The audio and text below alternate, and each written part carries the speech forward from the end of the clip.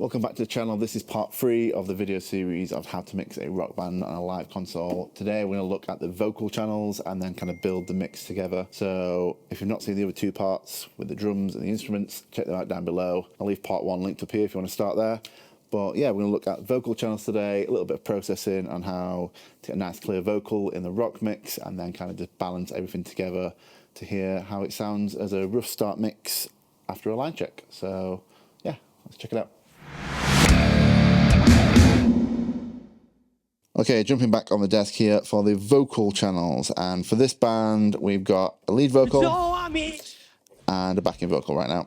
There is a few more vocal channels with this setup, but they don't sing in this song, so for simplicity we just got one lead, one backing, and Lucas is the lead singer, Gav is the backing singer. So my approach to these would be to make sure you set your gain level correctly. So obviously in a small venue, if there's monitor wedges and if there's a PA that's really close to the stage, you don't want to be setting your gain too much that you're making the mic so sensitive it's going to feedback. So select your channel, set your gain. It's a little bit louder than what I normally said here. That's because he is shouting. Praying for our lips. So, you know, that's him screaming down the mic. So we're just trying to control that later using the stuff on the channel, but for now that's what the gain's set as. So bringing up my lead channel, same sort of thing, going to work our way down this channel script. I'm not going to gate anything or expand anything, we're just going to keep it quite simple.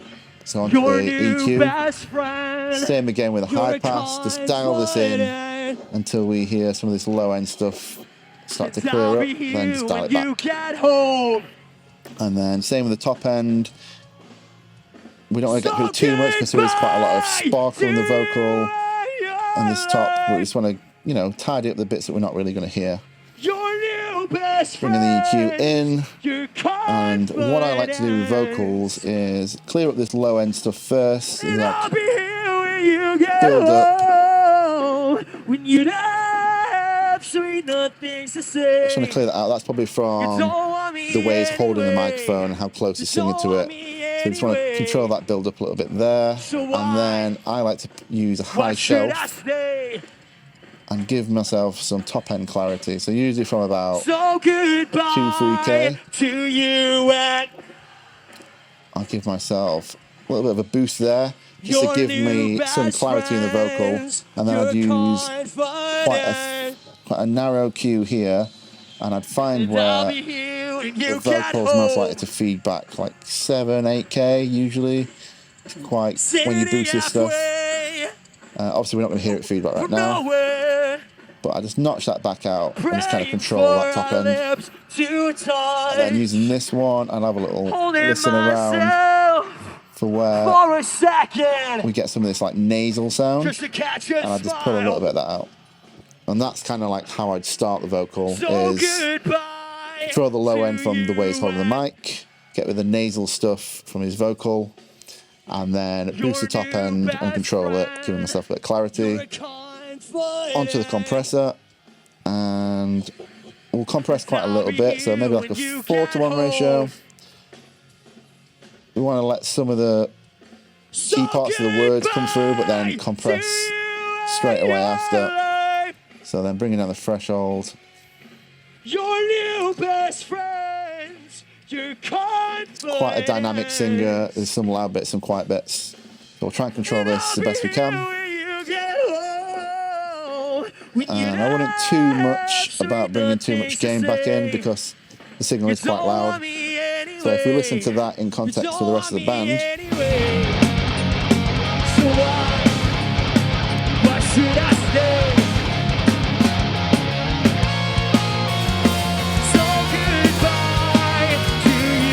This is something that I'd mix maybe on my DCAs. I'd maybe push him when he's singing it quieter. And then bring him down.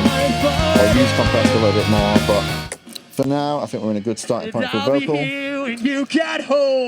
But obviously right now the vocal is really dry, so let's stick some reverb on. Same as we did with the snare drum and the shells earlier on. So to my Busmaster, got a Vox verb here. So let's throw on an insert. This one. And let's go for a whole reverb. Just to catch a smile. So send 15. So goodbye. So again, I'd probably put more than you need while you adjust it. So again, pre-delay, you want to let some of the transients through. Your new best friend, you're a confident.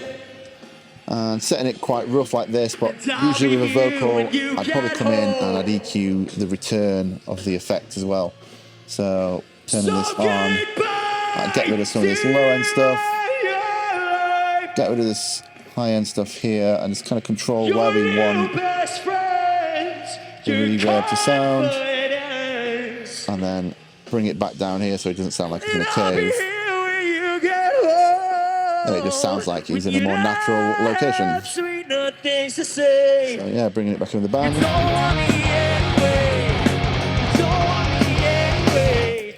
Cool. So moving on to the backing singer, let's find a bit where he sings and we can loop it around. And just for full transparency, this is how I'm controlling it. I'm using Wave Strikes Live straight into the back of the desk. Nice and easy. You can record and play back via this. So we can see, here's this vocal section. So let's just loop that around. So as you can hear, there's the backing vocal. What I normally like to do, if I'm trying to be quick during a line check, I would probably just copy and paste the vocal settings over and then adjust to suit that singer's voice. So like we did before, we'll just copy and paste from this lead singer. We wanted to copy over the filter, the dynamics, the EQ, and probably the send to that reverb. Copy that over to House channel. So instantly, there we go. He's in a little bit of a cave. We've got some clarity on the vocal. And I kind of just adjust. Obviously, you need to set your gain to suit this singer. And I just have a little play around, make sure that we're not cutting out too much. If he's got a lower voice, we don't want to cut out too much of this. And this backing vocalist has his mic on a stand and he's playing guitar at the same time. So we're probably not going to get as much of this sort of build up of this sort of stuff. So we might need to just bring that back in a little bit. Give ourselves some of that clarity. And that's kind of where I'd start. Once I've got all the channels done, let's take a listen to the full band together. And you can just mix this while the band are playing and just kind of balance it to how you think is fit for your venue. So I'm just going to push a bit more of the vocals in. And for a rock band, I feel like I'm missing a little bit of the kick and the snare, so let's go to my drum channels. And while they're kind of playing, I'll just adjust a few bits to give myself a bit more of this top end clip. So goodbye to you and your new best friends. A little bit more reverb on the snare drum. Maybe a bit more reverb on the vocals.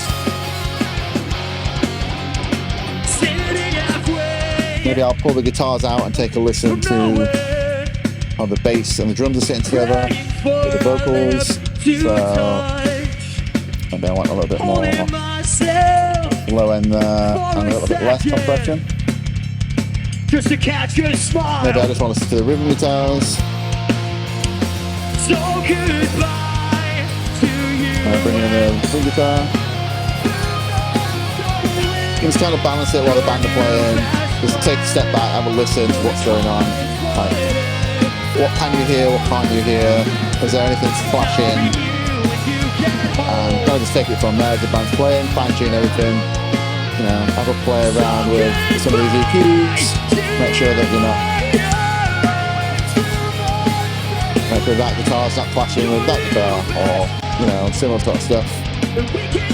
And that's kind of how I'd approach getting a rough mix together. Adjust from there during sound check, and yeah, just from during the show as well, because it will change when the show starts. People will start playing different on stage. You know, people will be in the room, the PA will react a little bit different. So it's all about just managing it, mixing it, and just being aware of what you're listening for and what's clashing. But I feel like this gives you a good starting point. You got punchy kick drum, punchy snare drum, good balance on the guitars, a rocking bass drives, and a nice clear vocal. So great starting point. Hope you've enjoyed this video. If you found it useful, let me know down below. Let me know what you think of this desk as well. It's brand new from Behringer, so might do a few more videos on this if you think it's worth doing. If there's anything you want me to look at on this console, let me know in the comments. And maybe I'll do some more in-depth mixed videos like this over on my Patreon page, so check that out. I'll leave that link down below. And see you in the next video. So good.